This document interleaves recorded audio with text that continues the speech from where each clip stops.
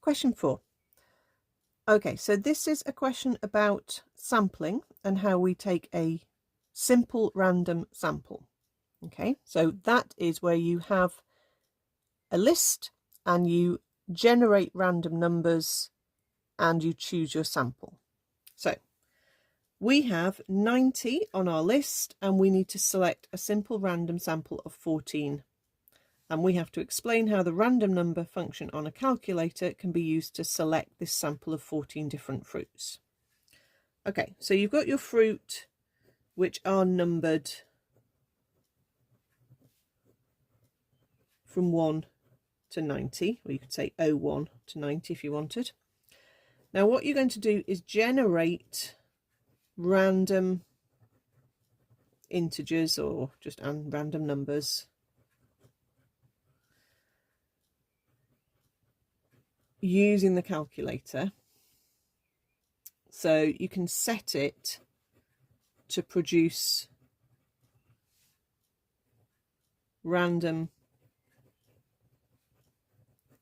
values between 1 and 90. So therefore you're not going to get any values that are out of range, which you might if you were just reading numbers off random number tables.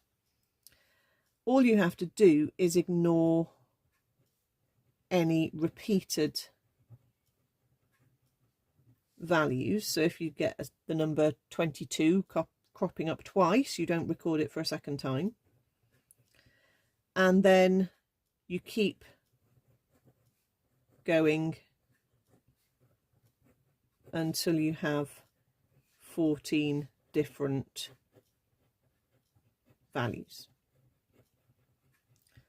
I mean, you can say how you generate the random integers if you want, but it will be different on different calculators. So really they don't expect you to say a specific instruction. Okay, so on this one that I use, for example, the random produces a random decimal, okay, or fraction. So that would produce random numbers basically between 1 and 1,000. But if you want random integers, you want ranint, and then you can say between 1, comma, look for your comma somewhere, 90. And then you can just keep pressing and it will just keep generating random numbers. Okay, and already I can see a few that have repeated. Doesn't look like they're being very random, but they are. Okay, so if you wanted to, you can say how it's done on your particular calculator, but I don't think they would expect you to do that because there'll be quite a few different models of calculator people might have.